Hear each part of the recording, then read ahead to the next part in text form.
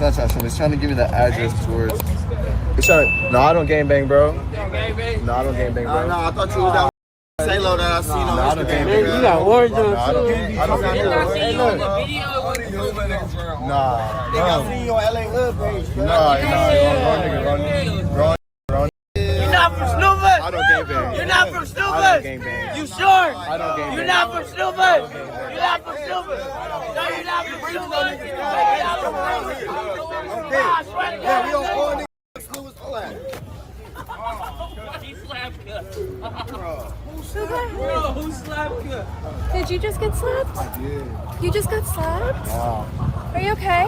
Yeah, I'm good. I'm So good. sorry. Yeah, this is LA. I'm gonna make it out though. I'm gonna be a millionaire. Oh my god, I'm so sorry. What the No, it's all good. It's all good. Why the did they do that? Look, karma's gonna come, you know, and it's all good. Look, Dude, me- that's not okay. I know it's not okay, but it's all good. I'm gonna catch you though. I'm really sorry. It's all good. Wait, do you want to get my Instagram? I thought you already gave it. Alright, bye. I don't know. I feel so bad. I'm gonna go to my car. Wait, I'm actually gonna cry. I can't believe that just happened.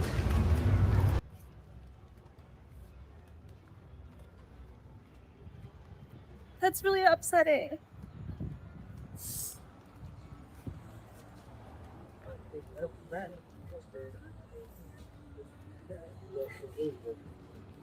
No, but he was. You alright? You alright?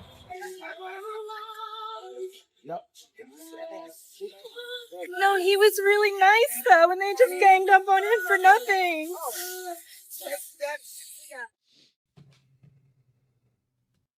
I love how sincere she is. I love how sincere she is and that she actually gives a damn. I also love how sincere the young man was. After being hit, he's talking to a girl. Think about this. He's talking to a pretty girl. He's just chilling, minding his business. His ego is super bruised. These youngins come running up on him talking about who you with, what gang you run with, what street you on. You sure you don't gang bang? You sure? You sure? He got to explain to them that he don't. One of the wild ones decide to be a sucker, slap him and run. The other guys start laughing and then they walk away. First of all, I want to say this. Half of the guys that was in the crew, they're not even into that violent stuff. They're not even into it. They just into whatever the rest of y'all are into. We're going to snatch something. We're going to run. We're going to go get some girls. We're going to roll deep so we can look dangerous so nobody mess with us. Most of those youngins that are together, they're only there so that they're protected. They're not there because they thugs. They're not there because they gang members. They're not there because of that. They just live in the right neighborhoods. They hang with the right people, not realizing that those same youngins that they're with are going to be the same ones that's going to stab them in the back. The same ones that's going to try to rob them one day. Same ones that's going to be down doing bad, and they're not going to help them out, and they're going to end up being killed by one of them youngins. Mark my words. Mark my words. In that crew of 13, 14 young dudes, a couple of them are going to be killed by some of the youngins that are in that same crew. It's going to happen. And it's going to be the nice ones because most of them in that crew are the nice ones. What's wild too is most of them have mothers at home. Probably don't have fathers at home, but they have their mothers at home. That youngin got hit, man. And the whole time he just trying to deal with it. He don't want to cry. He don't want to show any emotion. He wants to accept it as his reality, and that's unfortunate. He said, no, it's okay. It's okay. I'm going to be a millionaire. I'm going to get out of LA. I'm going to be a millionaire. And karma is going to come around to them guys. Karma is going to come back around. He's believing that things will be set straight naturally. I don't have to do anything to them. All I have to do is stay out the way. Clearly, you don't just have to stay out the way because guess what? He was staying out the way, talking to this young little cutie pie and doing what he do, minding his business, skateboarding, enjoying life. And they came and found him and still made him feel uncomfortable and still put their hands on him. This is sad, bro. It's sad. It's sad. And this is the life of so many people. And it will be somebody like that who's doing the right things, going to school, using his creativity to bet on himself, to potentially do better and set his family up so that they can make some money in the future, so that they can have a better future. He probably has siblings that are younger than him that he's looking out for and all of that. And he will be the one that will end up dying prematurely and not getting out. I know a bunch of them too. That's why when me and my wife, well, we weren't married at the time, but when we were set to go to college, and I only went to college because when I was in high school, I had like a 2-point-something GPA. But I had a guarantee. Only reason why I had a 2-point-something GPA is because I already knew that all I had to do was graduate with a 1.0 or better.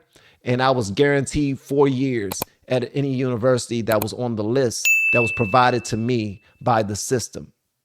See, the federal government, they look out for people who are in the system. If you're adopted or if you're in some type of guardianship at a very young age, then once you're at the point where you're about to graduate from high school, if you have a 1.0, that's a D average, they will pay for you to go to a list of schools. Norfolk State University just so happened to be one of the schools that were on the list.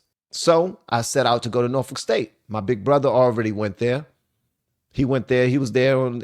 He was a super senior. He was there for like 7 years.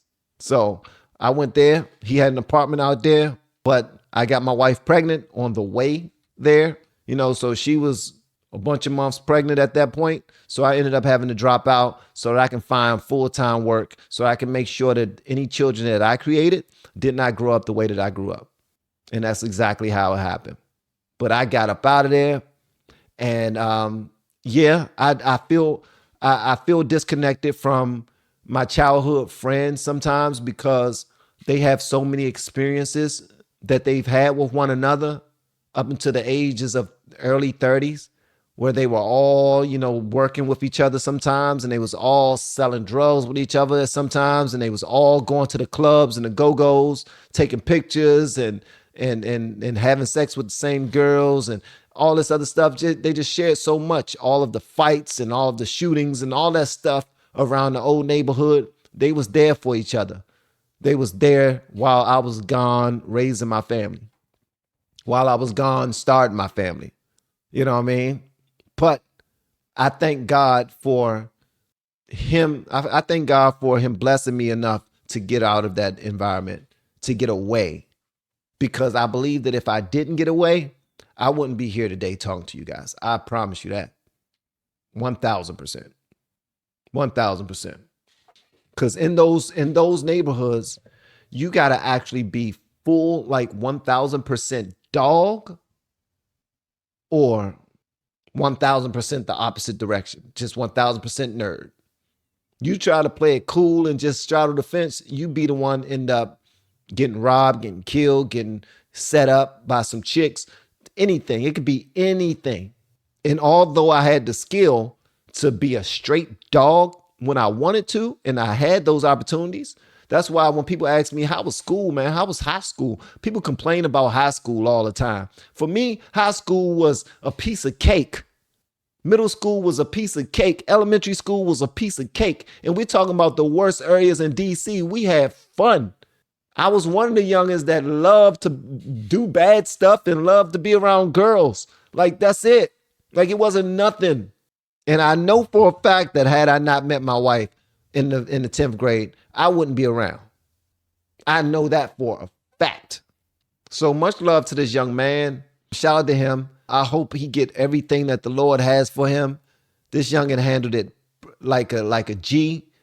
You handled that like a young man. Like you didn't buck down. You didn't bow down to them youngins. Like when they came over to you and swarmed you, they probably was hoping that you'll run.